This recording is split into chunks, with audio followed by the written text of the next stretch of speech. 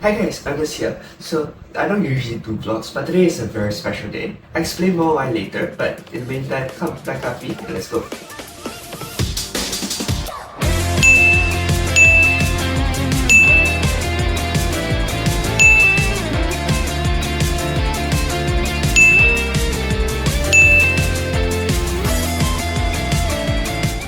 Alright, we're all done packed up. Let's go!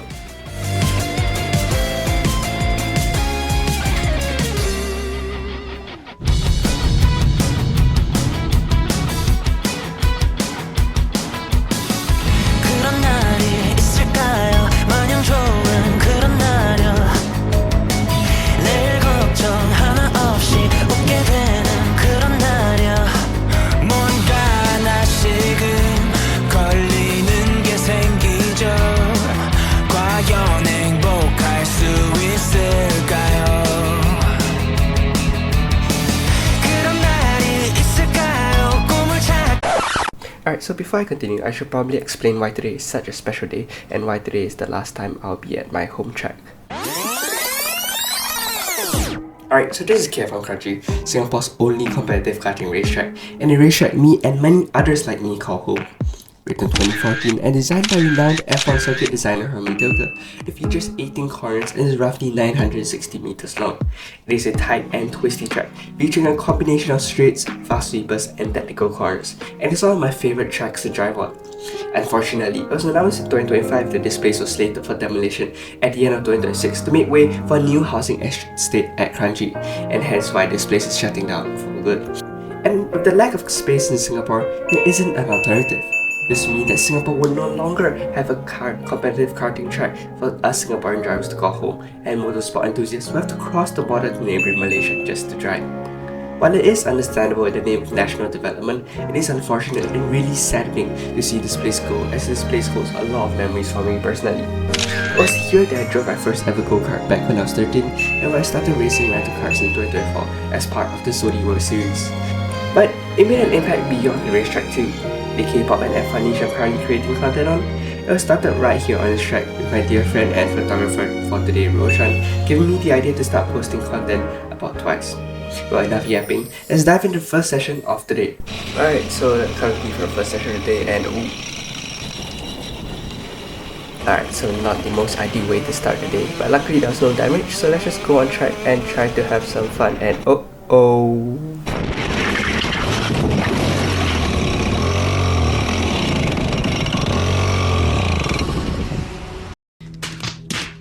Yep, so I crashed and hit the barriers. But yeah, it was a pretty dumb mistake on my end. I just braked too hard, locked the rears, and just spun it into the barriers. I guess everything has its first time, right?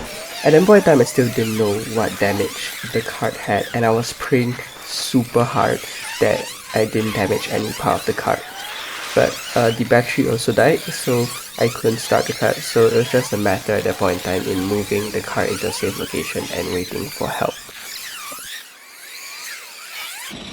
Alright, so finally the mechanic managed to get the car working again at So the bouncing that you can see here actually indicates that the rear axle is bent, so that was a $340 bill to my wallet. That was not an easy bill. At that point in time I didn't know how much it was going to cost, but I knew that I had broken something in the car. And I can't really put into words what it felt like at that point in time, because I knew I was definitely screwed, and I knew I broke something quite important in the kart. So I felt gutted to have crashed on lap 0 of the first session of the day on my last time ever visiting this place, because this is not how I wanted the karting journey of mine to end. So I guess the important thing is that everyone's okay, that's the most important thing. But now let's just hobble it back into the pits and see how things pan out.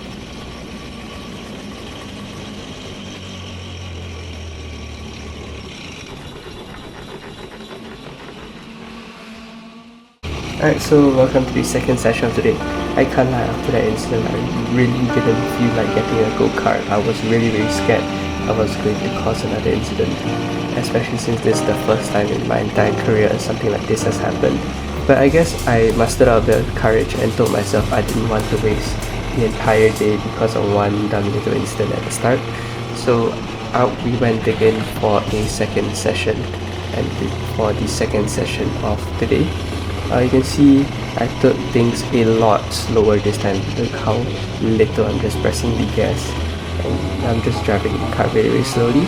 This session was all about getting myself back into the rhythm, I guess, after that incident, and giving me a bit more confidence in the kart, because that's just very, very important to setting lap times later in the day. So it was just a matter of learning the line and getting used to the kart.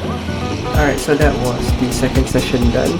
Honestly, a decent session, got into the rhythm quite a bit, starting to get the hang of the kart as well. So on to our third session, let's go! Alright, so the third and fourth session were largely the same as well. We just went on track and tried to get as much confidence as possible in the kart after that little incident. So slowly and surely we started pushing the kart more and more, taking the straights flat out, etc. And slowly the lap time started coming to us. Now personally for me, I've been racing rental karts more often, just mainly because of the price, but I still choose to do race kart sessions once in a while, mainly because it's just so incredibly physical. You'll see later in the video when I start to go slightly faster just how much G-force you can pull in a race kart, and it really goes to show the difference between a race kart and a rental kart. You have to be so much more precise in a race kart than compared to a rental kart. The moment you try to apply the same braking force into a race kart, you just instantly lock up like what I did in the first session. So really is an incredible machine to drive, and incredibly physical and demanding machine to drive as well, and that's what makes it so incredibly fun. But race karts are also really, really expensive. This one session costed me I think close to $250 for 2 hours, and that is something my wallet cannot afford. So most of the time I would stick to racing rental karts. Alright, so welcome to the fifth session of the day. I'm just gonna pause the commentary and show you my fastest lap for today.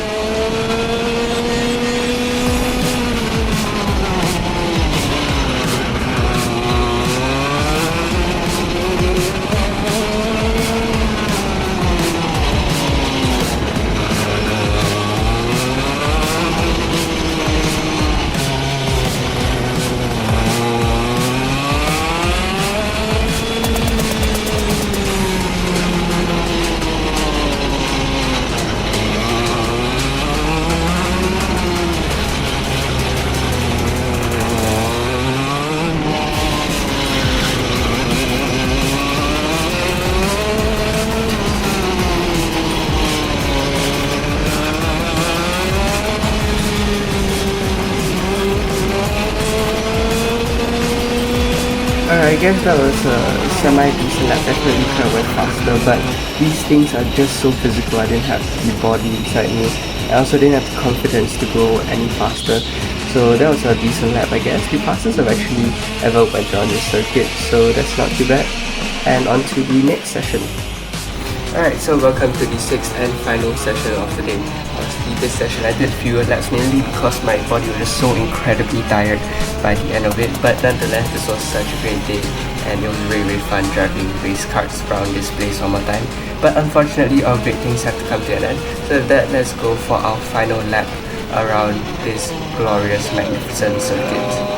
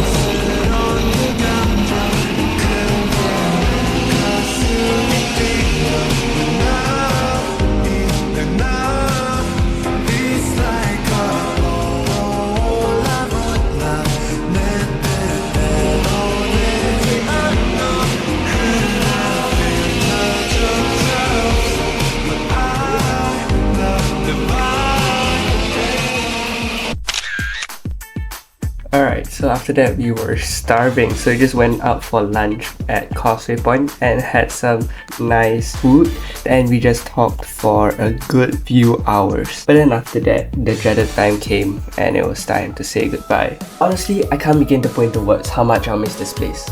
Not just because it was a layout that was simply so fun to drive, but because of the people who made it feel like home. KF1 was where my passion for karting was born. And with no accessible replacement in sight, it's heartbreaking to think that the place that ignited the passion is now gone, leaving so many of us wondering where we'll continue the journey. But beyond the circuit itself, KF1 was the beating heart of Singapore's karting community. It was where people from all walks of life came together, united by the same love for racing. Through the shared passion, I've been incredibly fortunate to meet so many amazing people. A heartfelt thank you as well to the KF1 staff, especially Kong, Daryl, and many others behind the scenes for making this place what it was and for helping make all these community events possible. And as I said my final goodbyes, the reality slowly began to sink in. That's it. This may very well have been the last time I've seen some of the people I've grown so comfortable being around over the years. The place where we simply gather after our sessions, laugh over our mistakes, celebrate our victories, and simply enjoy each other's company is gone. The tribe may disappear, but I hope the passion it sparked never does. I hope our love for motorsport continues to burn just as brightly, and that somewhere down the road our paths will cross again. Maybe at another circuit, maybe at another race, but someday, somehow. While this marks the end of one chapter in my racing journey, I truly hope this isn't the end of the story. I hope this is simply the beginning of the next chapter. So thank you KF1, for the memories, for the friendships, and for the passion. And to everyone who has been part of this journey, thank you.